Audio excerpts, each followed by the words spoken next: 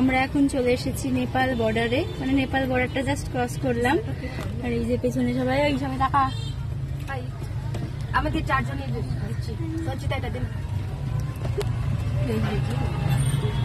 দাদা আমাদের ভাড়া।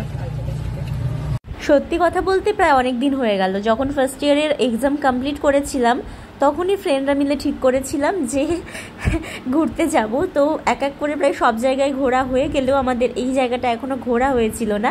তো ওই যে স্বাদ পাচ্ছিলাম না, কারো সঙ্গ পাচ্ছিলাম না, তাছাড়া ছুটিও সেরকম ছিল না। হলিডেগুলোতে আমি বেশিরভাগ টাইমই মালবাজারে চলে যাই, সুতরাং ঘুরতে যাওয়া হয় না। তো ফাইনালি আমরা চলে এসেছিলাম হ্যাপিল্যান্ড পার্কে, যেটা ছিল নেপালে। অ্যাকচুয়ালি আমরা 4-5 জন মিলে এখানে এসেছি। আর লাস্ট কয়েকদিন থেকে যে পরিমাণে গরম পড়ছে, মানে কি বলবো। তো সকালবেলায় ঘুম থেকে উঠে ছাদে এসেছিলাম ব্রাশ করতে, তো আমি তো অবাক হয়ে গেছি, মানে এত সুন্দর ওয়েদার, আর কি বলবো, বৃষ্টি হবে মনে হচ্ছে। আর এই যে পাহাড় দেখতে পাচ্ছি, মানে কতদিন পর যারা তোমাদেরকে আমি দেখাচ্ছি, অনেক দিন পর হালকা যে বৃষ্টিটা শুরু হয়েছে, বৃষ্টিটা হয়েছে, আকাশটা একটু পরিষ্কার হয়েছে। আর দেখো ছাদ থেকে এত সুন্দর দেখা যাচ্ছে, এর আগে দেখা যেত, এখন অনেক দিন।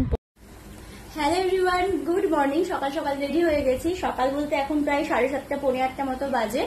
আর আজকে যেহেতু সানডে, আর এমনি আমি অ্যাজ ইউজুয়াল থাকি না শিলিগুড়িতে, মানে আমি মালবাজারেই থাকি। তো আজকে যেহেতু সানডে আছে আর কিঙ্করও বাড়ি গেছে, সেই জন্য মালবাজারে যেতে পারিনি। তো আমরা এখন রেডি হয়ে গেছি। ভাবছিলাম তো মন্দিরের দিকে যাব, কিন্তু আগে থেকে আমাদের যে প্ল্যান ছিল যেখানে যাওয়ার, যেটা ক্যান্সেল হয়ে গেছিল, তো এখন আমরা আপাতত সেখানেই যাব। তো পুরো ব্লগটা কিন্তু দেখতে থাকবো। আজকে আমি অনেকদিন পর পাফ বানিয়েছি চুলে। বিয়ের আগে, মানে স্কুল লাইফ থেকে শুরু করে বিয়ের আগের দিন পর্যন্ত আমি এভাবেই চুল বাঁধতাম আগে, কিন্তু বিয়ের পর সিথি করে বাঁধি, এভাবে আর বাঁধি না। তো অনেকদিন পর আমি এইভাবে চুলটা বাঁধলাম। তো যেহেতু মন্দিরে যাওয়ার প্ল্যান ছিল, সেই জন্য আমি চুড়িদার আর এরকম কস্টিউম পরেছিলাম। তো পরে যখন ঠিক হলো যে না, যে আমরা হ্যাপিল্যান্ড পার্কে যাব, মানে নেপালে যাব, তো আমি আর ড্রেস চেঞ্জ করিনি, মানে আমার ইচ্ছে করছিল না। আর এটা পিওর কটনের একটা কুর্তি ছিল, তো যা গরম আর রোদ পড়েছিল, তার জন্য আমার মনে হলো এটাই ঠিক আছে। আর এই গরমে আর ওয়ান পিস পরা, তারপরে আবার তার সাথে জুতো পরা, খুব বাজে ব্যাপার হয়ে যাবে, সেই জন্য আর পরিনি। তো যথারীতি আমরা 5 জন মিলে বেরিয়ে গেছিলাম। তো ফার্স্টে আমরা যাব মেডিকেল মোড়, তারপর সেখান থেকে বাস ধরে আমরা যাব পানি ট্যাঙ্কি রোড।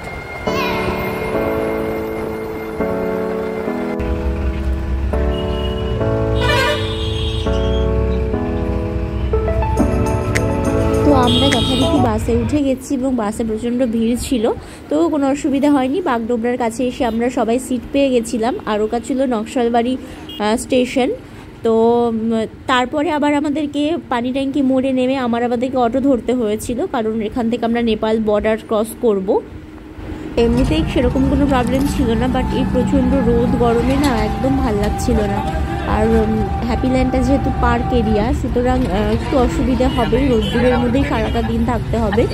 আর এইখানে আমাদের চেকিংটাও কমপ্লিট হয়ে গেছে, কারণ হচ্ছে এখানে যেহেতু বর্ডার সাইড, তো আর নেপালটা যেহেতু আলাদা একটা রাজ্য, সুতরাং আমাদেরকে এখানে চেক করাতে হয়েছিল, মানে এখানে সবাই নিজের নিজের ভোটার কার্ড বের করে মানে দিতে হয়েছিল চেক করানোর জন্য।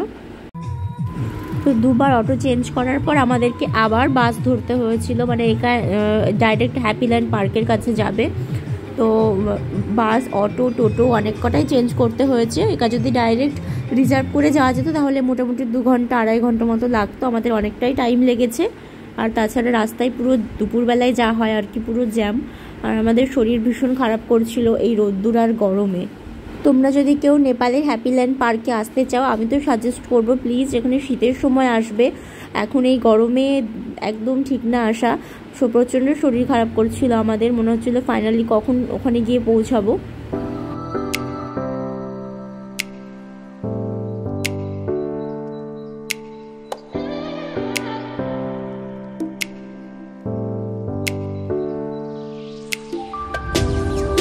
আর এইটা ছিল সেই হ্যাপিল্যান্ড পার্ক, যেটার জন্য আমাদের এতক্ষণের মানে ওয়েট করা, এত দিনের ওয়েট করে আছি আমরা এখানে আসার জন্য।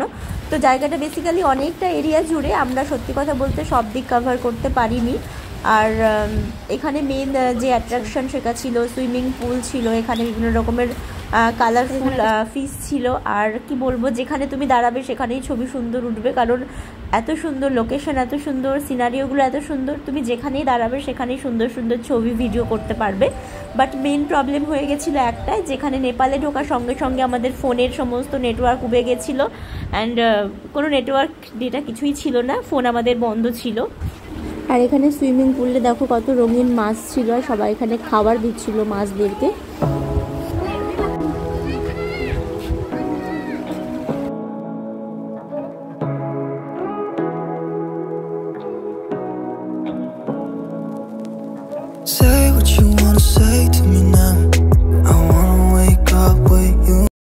আর এখানে একদম মাঝখানে ছিল ছোট্ট একটা মিনি তাজমহল। এটাও পার্কের এক সাইডে ছিল একটা ওয়াটার পার্ক, যেখানে সবাই সুইমিং থেকে শুরু করে স্নান টান সব কিছু করতে পারবে। বাট আমাদের পক্ষে সেটা সম্ভব ছিল না, আমরা অনেক দূর থেকে গেছি, কোনো এক্সট্রা ড্রেস নিয়েও যাইনি।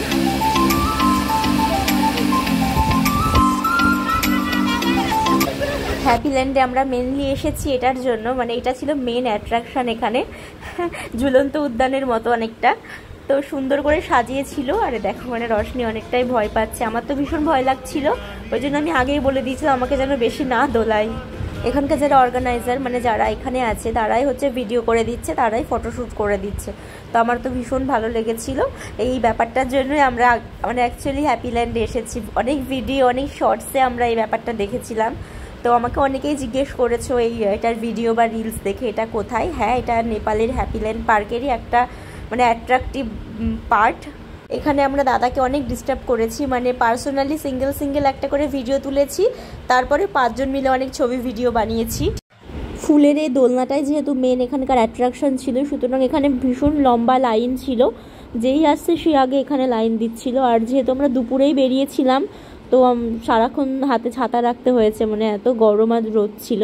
আর এখানে সে মেলার মতো বড় একটা নাগরদোলনা ছিল, কিন্তু আমরা এগুলোকে অ্যাভয়েড করেছি কারণ আমাদের ভয় লাগে। তো তারপর আমরা ওখান থেকে বেরিয়েছিলাম দুপুর 2টো কি 2:30টার দিকে, 2টোর দিকে। তো আসতে সময় এরকম সমস্যা হয়নি, রাস্তা একদম ফাঁকা ছিল, সেম রাস্তা দিয়ে আমরা আবার ব্যাক করলাম। তো ব্লগটা কেমন লাগলো অবশ্যই জানিও, আর নেপাল কেমন লাগলো, হ্যাপিল্যান্ড কেমন লাগলো